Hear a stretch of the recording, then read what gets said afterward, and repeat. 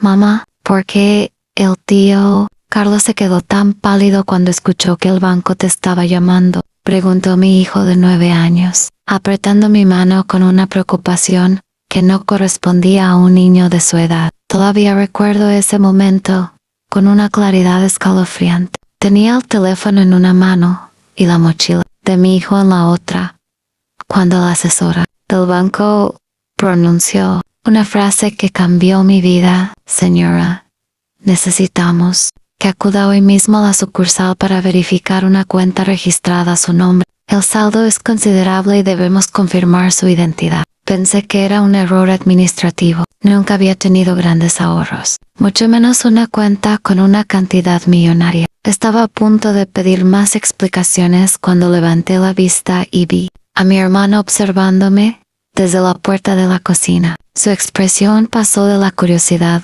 al miedo en cuestión de segundos. No dijo una sola palabra, solo tomó sus llaves, guardó el teléfono con manos temblorosas y salió de la casa. Esa misma tarde entendí que la llamada no era el verdadero problema. Hasta ese día, mi vida era cualquier cosa menos extraordinaria. Vivía con mi hijo Mateo, de 9 años, en una casa modesta que había conseguido después de muchos años de trabajo y de aprender a estirar cada pieza. No nos sobraba el dinero, pero tampoco nos faltaba lo esencial. Mi mayor tranquilidad era verlo dormir cada noche, sabiendo que tenía un techo seguro y que, aunque no pudiera darle todos los gustos, nunca le faltaría amor ni estabilidad. Cada mañana seguíamos la misma rutina. Yo preparaba el desayuno mientras él repasaba su mochila y me contaba, con ese entusiasmo que solo tienen los niños, lo que esperaba hacer en la escuela. Después de dejarlo en clases, iba a mi trabajo y organizaba cada gasto con cuidado. Tenía un presupuesto para la comida, otro para los servicios y uno pequeño para ahorrar, aunque muchas veces ese ahorro terminaba cubriendo algún imprevisto. Los fines de semana solíamos visitar a mi madre. Allí casi siempre coincidíamos con mi hermano Carlos y, de vez en cuando, con mi prima Verónica. Éramos una familia que desde afuera parecía unida. Compartíamos comidas, cumpleaños y reuniones, donde nunca faltaban las bromas. Sin embargo, había un tema que aparecía con demasiada frecuencia en el dinero. Carlos solía decir entre risas que, si algún día alguien se volvía millonario, el resto de la familia también tendría que disfrutar de la buena suerte. Todos se reían, incluida yo. Verónica comentaba que las herencias siempre terminaban dividiendo a las familias y que lo mejor era resolver esos asuntos cuanto antes. En ese momento, aquellas conversaciones me parecían simples opiniones sin importancia. Nunca imaginé que esas frases, repetidas durante años como si fueran chistes inocentes, cobrarían un significado completamente distinto. Tampoco imaginé que mi hijo sería el primero en notar que algo estaba cambiando entre nosotros. Nada parecía extraño hasta que mi teléfono volvió a sonar.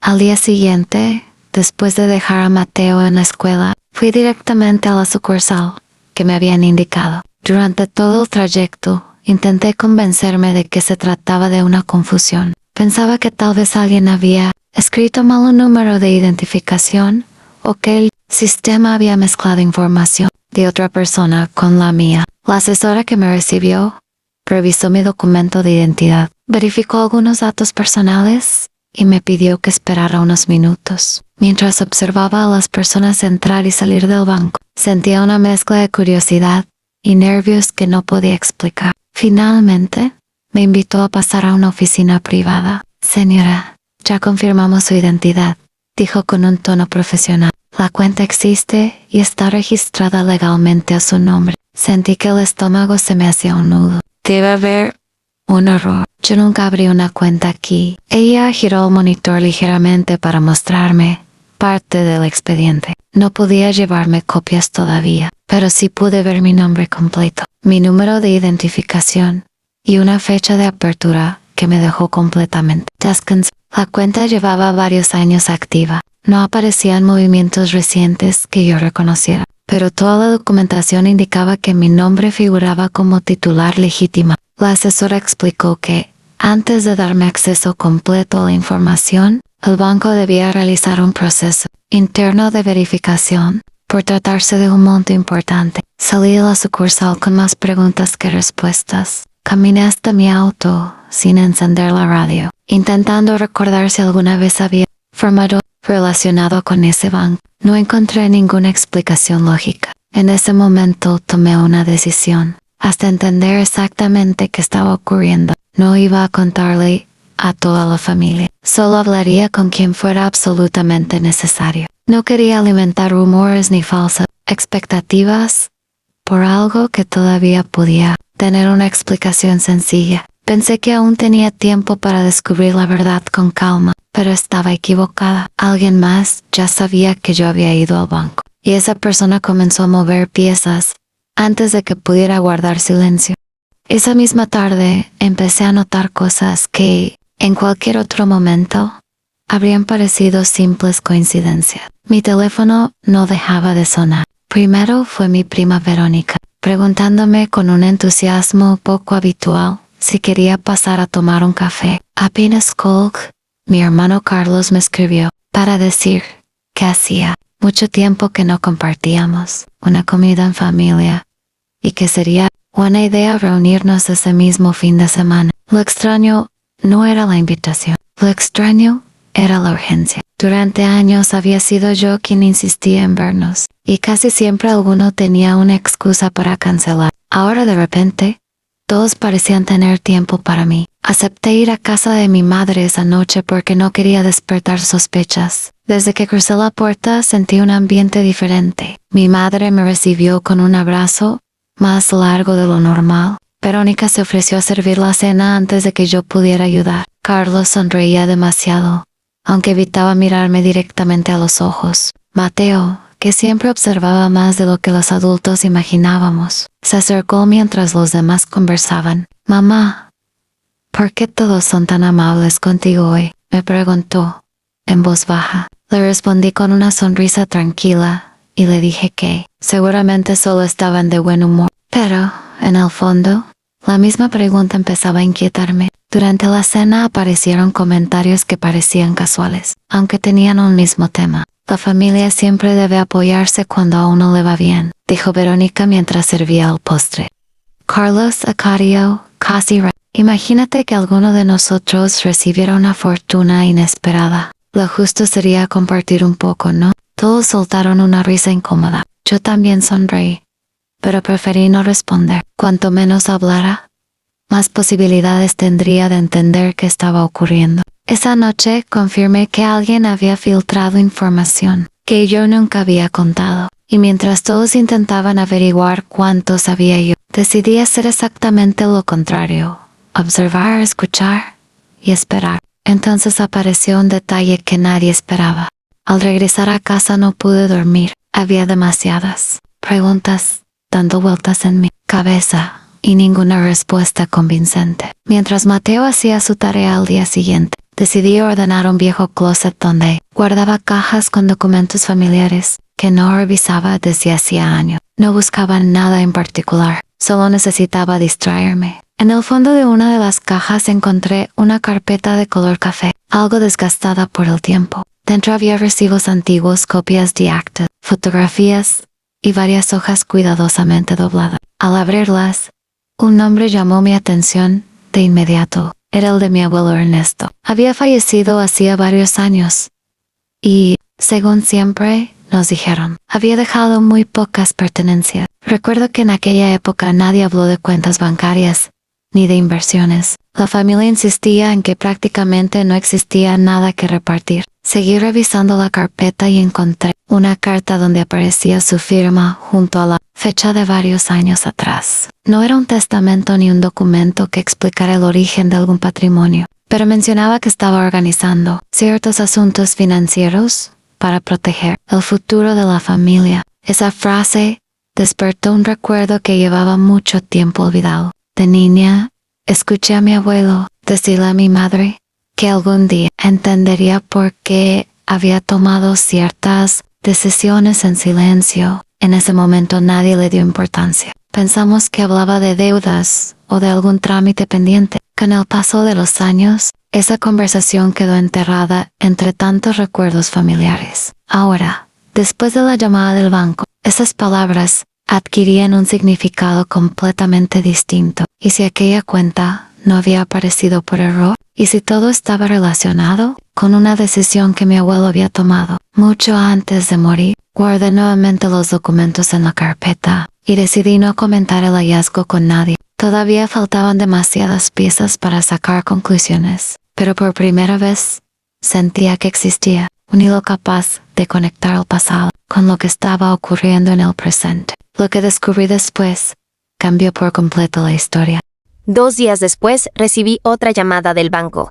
Esta vez no era para confirmar mi identidad, sino para informarme que el proceso interno había terminado y que podían explicarme el origen de la cuenta. Pedí permiso en el trabajo, dejé a Mateo con una vecina de confianza por un par de horas y fui directamente a la sucursal. La misma asesora me recibió con una carpeta mucho más completa. Podemos confirmar que esta cuenta nunca fue abierta por usted, me explicó. Pero usted figura como beneficiaria designada conforme a la documentación existente. Sentí un enorme alivio al saber que no había hecho nada sin recordarlo, aunque la confusión seguía siendo la misma. La asesora continuó revisando los documentos. El dinero provenía de un instrumento financiero creado años atrás por mi abuelo Ernesto. Había dejado instrucciones para que, al cumplirse ciertas condiciones y verificarse determinados trámites, los fondos pasaran legalmente a mi nombre. Todo había permanecido reservado, hasta que el proceso terminó y el banco estuvo obligado a localizarme. De pronto, muchas piezas comenzaron a encajar. Las frases misteriosas de mi abuelo, la carpeta escondida, la reacción de mi hermano al escuchar la llamada. Nada había sido una casualidad. Sin embargo, todavía faltaba responder la pregunta más importante. ¿Por qué nadie me habló de aquello durante tantos años? Antes de salir del banco, recibí 3 llamadas perdidas, de Carlos y varios mensajes de Verónica, preguntando si podían pasar esa misma noche por mi casa. Ninguno mencionaba la cuenta directamente, pero todos insistían en que había asuntos familiares urgentes que debíamos resolver cuanto antes. Aquella insistencia terminó de convencerme de que alguien sabía mucho más de lo que decía. Cuando recogí a Mateo de la escuela, él me abrazó con la tranquilidad de siempre. Mientras caminábamos hacia el auto, entendí que ninguna cantidad de dinero valía más que proteger la estabilidad que habíamos construido juntos. Si realmente existía una fortuna esperándome, primero iba a entender toda la verdad antes de permitir que afectara la vida de mi hijo. Creía que por fin tenía una explicación, suficiente para todo lo que estaba ocurriendo. Pensé que ya sabía toda la verdad. Estaba equivocado. Aquella noche acepté reunirme con mi familia, pero dejé hacerlo en casa de mi madre, donde todos se sentían más cómodos. Apenas comprendí que nadie estaba allí para compartir una cena tranquila. El ambiente era tenso, y bastaron unos minutos para que las conversaciones dejaran de parecer casuales. Carlos fue el primero en hablar. Hay cosas que debemos resolver como familia antes de que sea demasiado tarde. Verónica lo interrumpió de inmediato. Resolver. Tú ni siquiera querías venir a estas reuniones hasta hace unas semanas. Mi hermano respondió con evidente molestia, porque antes no había nada importante de qué hablar. Esa frase hizo que el silencio llenara la sala por un instante. Sin darse cuenta, acababa de admitir que algo había cambiado mucho antes de que yo dijera una sola palabra. A partir de ahí comenzaron a lanzarse reproches que llevaban años guardados. Recordaron viejas discusiones sobre la herencia de mis abuelos, préstamos que nunca se devolvieron, y promesas familiares que, según cada uno, los demás habían incumplido. Cada intento por justificarse terminaba contradiciendo algo que habían dicho unos minutos antes. Yo apenas intervenía. Cuanto más hablaban, más claro resultaba que el problema no había empezado con aquella cuenta. El dinero solo estaba sacando a la superficie resentimientos que llevaban demasiado tiempo escondidos. Mientras todos discutían, escuché un ruido en el pasillo. Me giré y vi a Mateo inmóvil junto a la puerta. Había ido a buscarme porque quería mostrarme un dibujo que había hecho, pero había alcanzado a oír parte de la discusión. Su expresión me rompió el corazón. Se están peleando por tu culpa, mamá. Preguntó con la voz casi quebrada. Me acerqué enseguida, lo abracé y le dije que los problemas de los adultos nunca debían convertirse en una carga para los niños. Lo llevé a otra habitación y esperé a que se tranquilizara antes de volver. Cuando regresé al salón, ya no sentía la necesidad de convencer a nadie, ni de defenderme. Decidí tomar distancia emocional. Hablaría solo cuando tuviera pruebas y respuestas completas. Una simple llamada terminó revelando lo que todos intentaban esconder. Al día siguiente recibí un mensaje inesperado de mi tía Elena, la hermana menor de mi madre. Hacía meses que apenas hablábamos, pero me pidió que nos viéramos a solas. Su tono era tan serio que acepté sin hacer preguntas. Nos encontramos en una cafetería cerca de su trabajo. Apenas nos sentamos, sacó de su bolso un sobre de papel cuidadosamente cerrado. Ya no puedo seguir callando, me dijo, evitando mirarme directamente. Tu abuelo me pidió discreción mientras él viviera, pero después las cosas se salieron de control. Dentro del sobre había copias de varias cartas, recibos antiguos y una serie de correos electrónicos impresos que ella había conservado durante años. También había una hoja con la designación del beneficiario del instrumento financiero que el banco me había mencionado. Mi nombre aparecía allí desde el principio. Mi tía respiró hondo antes de continuar. Tu abuelo nunca quiso enfrentar a la familia. Sabía que si todos conocían la existencia de ese dinero,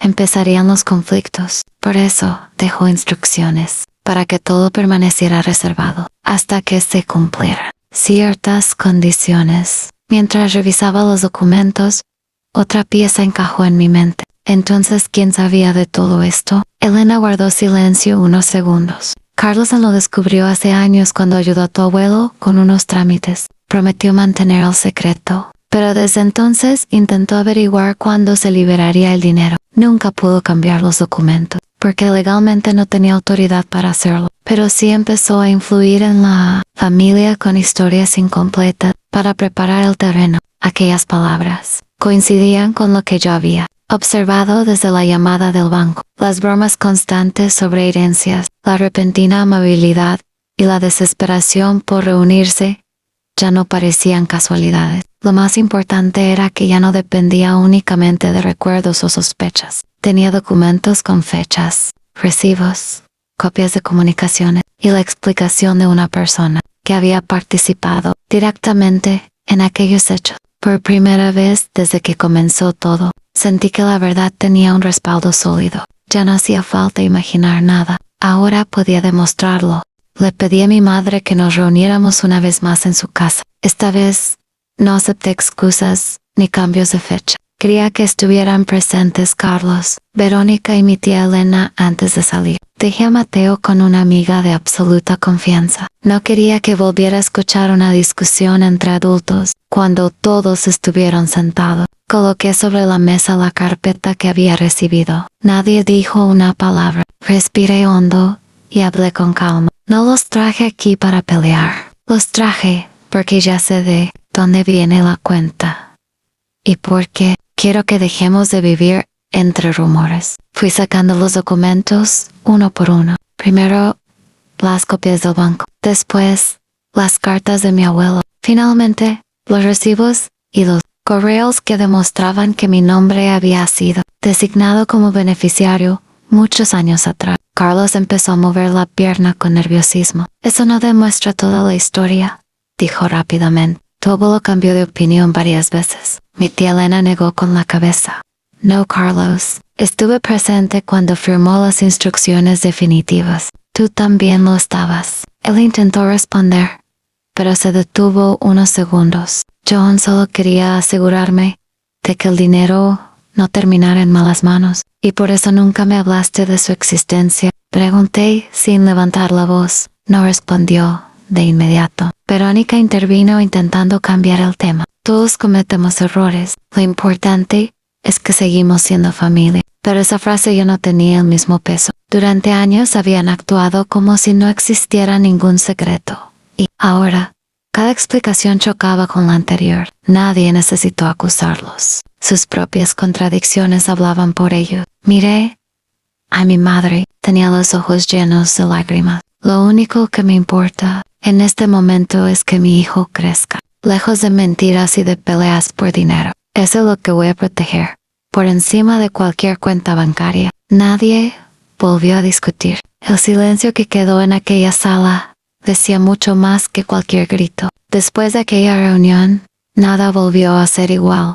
Los días que siguieron fueron mucho más silenciosos de lo que imaginaba. Después de la reunión, nadie volvió a insistir en hablar sobre el dinero. Las máscaras habían caído y cada uno tuvo que asumir el peso de sus propias decisiones. Carlos dejó de llamarme. Durante semanas solo recibí un mensaje breve, en el que decía que necesitaba tiempo para pensar. No respondí con enojo. Entendí que algunas heridas no se cierran con una conversación, y que la confianza, una vez rota, no vuelve simplemente porque alguien lo desee. Mi tía Elena, en cambio, volvió a acercarse poco a poco. Un día me pidió perdón por haber guardado silencio durante tantos años. Me explicó que creyó estar respetando la voluntad de mi abuelo, pero reconocía que debió buscar la manera de aclarar la situación cuando empezaron las manipulaciones. Acepté sus disculpas porque vi arrepentimiento sincero en sus acciones, no solo en sus palabras.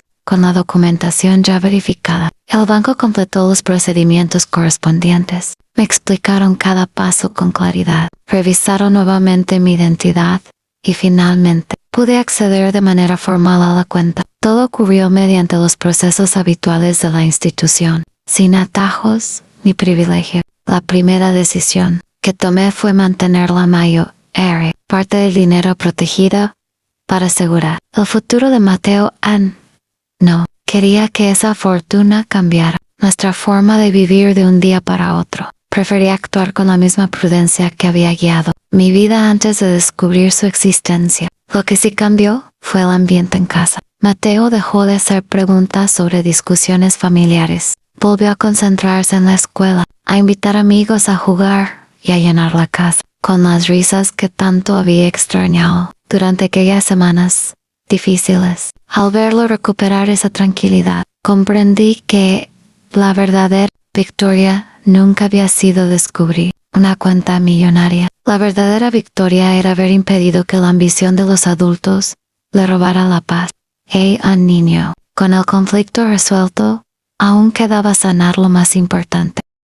Pasaron varios meses antes de que sintiera que nuestra vida había vuelto a encontrar su ritmo. Las mañanas regresaron a ser sencillas en preparar el desayuno, llevar a Mateo a la escuela y conversar durante el camino sobre sus clases, sus amigos y los sueños que tenía para el futuro. Esa rutina, que antes me parecía común, ahora tenía un valor inmenso. Una tarde, mientras caminábamos por el parque, Mateo me hizo una pregunta que llevaba tiempo guardando. Mamá, ¿el dinero siempre hace que las familias se peleen? Me detuve unos segundos para pensar la respuesta. No, el dinero no cambia el corazón de las personas, solo muestra con más claridad lo que ya había dentro de él. Por eso es tan importante ser honestos, cumplir nuestra palabra y cuidar a quienes nos quieren de verdad. Él asintió en silencio y volvió a tomar mi mano. Su tranquilidad me confirmó que habíamos superado la parte más difícil. Con el paso del tiempo también fui cerrando asuntos pendientes. Mantuve contacto con las personas que demostraron estar a nuestro lado por cariño y no por interés. Con otras, preferí conservar una distancia respetuosa. No sentía rencor, pero había aprendido que perdonar no siempre significa volver a confiar. Incluso mi madre comenzó a reconstruir la relación con cada uno de nosotros desde un lugar más sincero. Las reuniones familiares se hicieron menos frecuentes, pero cuando ocurrían, estaban libres de secretos y de conversaciones, insinuando asuntos económicos. Mirando hacia atrás, comprendí que aquella llamada del banco había cambiado mucho más que mi situación financiera. Me obligó a reconocer quién estaba dispuesto a proteger nuestra paz y quién solo se acercaba cuando imaginaba obtener un beneficio. Entonces comprendí cuál había sido la verdadera herencia. Con el tiempo tomé decisiones que reflejaban la vida que siempre había querido para Mateo y para mí. Una parte importante del dinero quedó destinada a su educación y a un fondo que le diera seguridad cuando fuera adulto. También liquidé la hipoteca de la casa y mantuve un ahorro responsable para cualquier imprevisto. No necesitábamos una vida llena de lujos, necesitábamos tranquilidad. El resto lo administré con paciencia y buscando asesoría profesional para evitar decisiones impulsivas. Después de todo lo vivido, había aprendido que una fortuna puede desaparecer con la misma rapidez con la que llega si uno actúa guiado por la emoción o por la presión de los demás. Con algunos familiares, la relación nunca volvió a ser la misma. Carlos, con el paso de los meses, intentó acercarse para pedirme perdón. Lo escuché con respeto y acepté sus disculpas, pero dejé claro que la confianza tendría que reconstruirse con hechos, no con promesas. Esa fue la consecuencia más difícil para él. Comprender que algunas oportunidades no se recuperan de un día para otro. A veces pienso en mi abuelo Ernesto